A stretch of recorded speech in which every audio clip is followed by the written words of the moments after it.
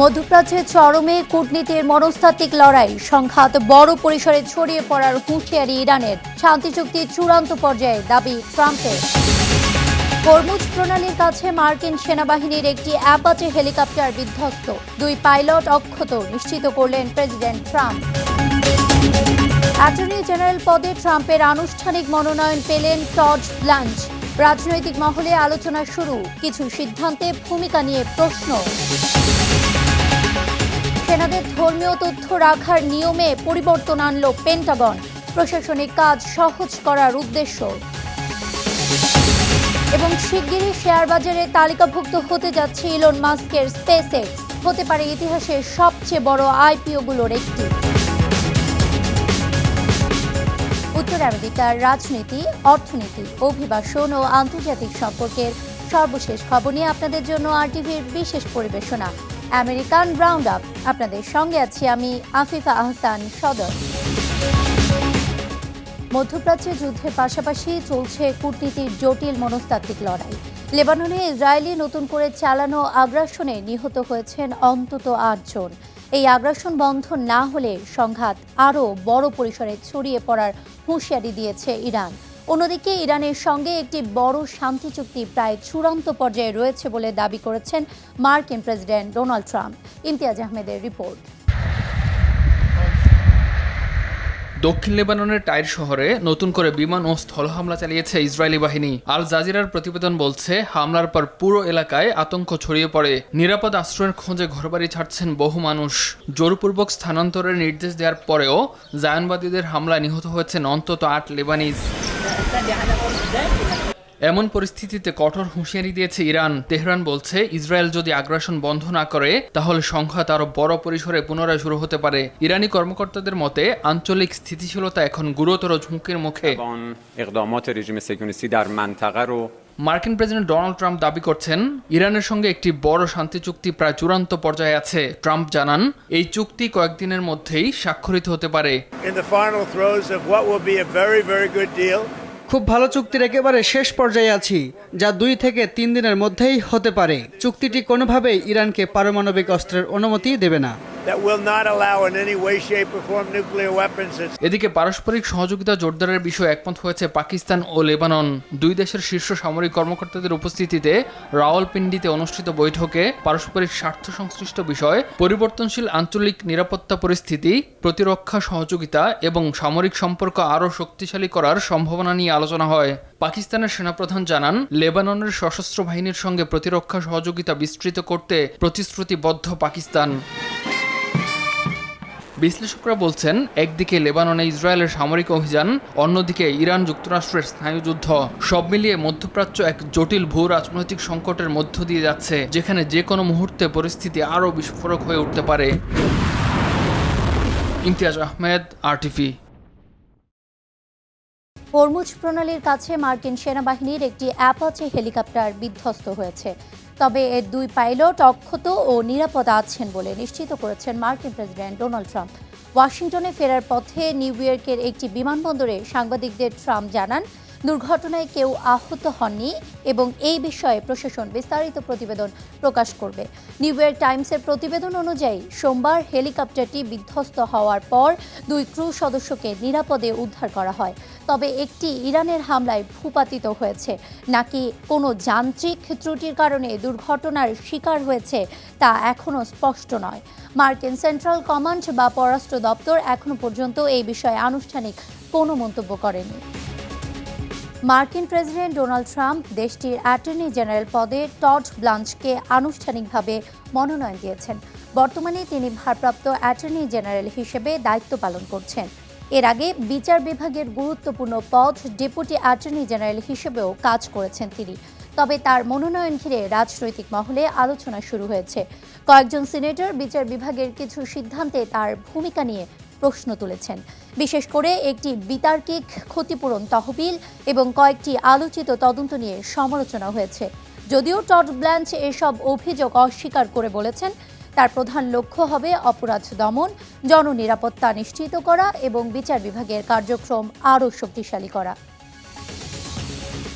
বিশেষ দক্ষতা সম্পন্ন বিদেশি কর্মীদের জন্য যুক্তরাষ্ট্রের H-1B ভিসায় প্রেসিডেন্ট ডোনাল্ড ট্রাম্প আরোপিত $1 লাখ আবেদন ফি বাতিল করেছেন এক ফেডারেল বিচারক।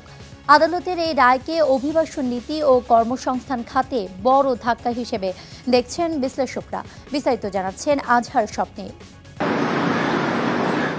যুক্তরাষ্ট্রের H-1B ভিসার উপর আরোপিত $1 লাখ আবেদন ফির বাধ্যবাধকতা বাতিল করেছে দেশটির ফেডারেল বিচারক লিও স্যারেকিন।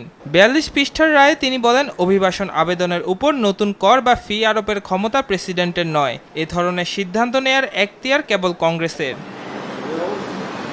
বিশেষায়িত খাতে বিদেশি দক্ষ কর্মী নিয়োগে ব্যবহৃত H-1B কর্মসূচির অতিরিক্ত ব্যবহার হচ্ছে এমন অভিযোগ তুলে ট্রাম্প প্রশাসন ভিসা আবেদনকারীদের জন্য $1 লাখ নতুন ফি নির্ধারণ করেছিল। তবে গত ডিসেম্বরে ডেমোক্র্যাট সমর্থিত কয়েকজন অঙ্গরাজ্যের অ্যাটর্নি জেনারেল এই সিদ্ধান্তের বিরুদ্ধে মামলা করেন।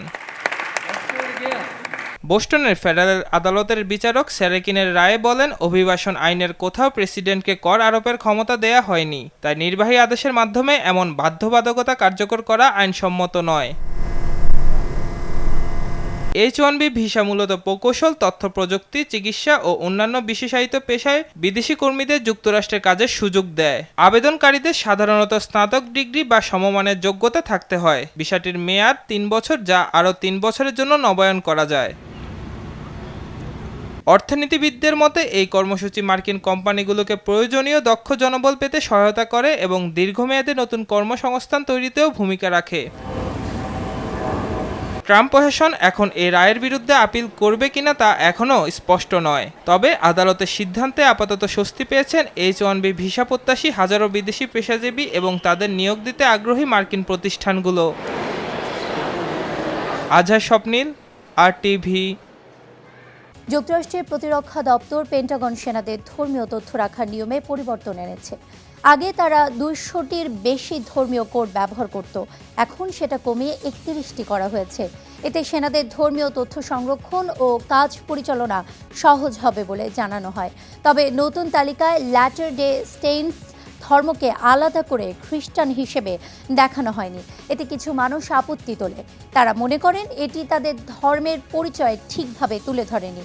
পরে পেন্টাগন তালিকা আবার সংশোধন করে জানায়, তাদের উদ্দেশ্য কোনো ধর্মকে আলাদা করে বিচার করা নয়, শুধু প্রশাসনিক কাজ সহজ করা। ইলন মাস্কের মহাকাশ ও প্রযুক্তি প্রতিষ্ঠান SpaceX শিগগিরই শেয়ার বাজারে তালিকাভুক্ত হতে যাচ্ছে। এটি বিশ্বের ইতিহাসে সবচেয়ে বড় IPO-গুলোর একটি হতে পারে বলে মনে করছেন বিশ্লেষকরা। কোম্পানিটি প্রায় $75 বিলিয়ন সংগ্রহের লক্ষ্য নিয়েছে। প্রতি শেয়ারের সম্ভাব্য মূল্য ধরা হয়েছে $135। এবার সাধারণ বিনিয়োগকারীদের জন্য উল্লেখযোগ্য সংখ্যক শেয়ার বরাদ্দ রাখা হয়েছে, যা IPOর ক্ষেত্রে তুলনামূলকভাবে বিরল। শেয়ারগুলোর নাসডাকে SPCX প্রতীকে লেনদেন হবে।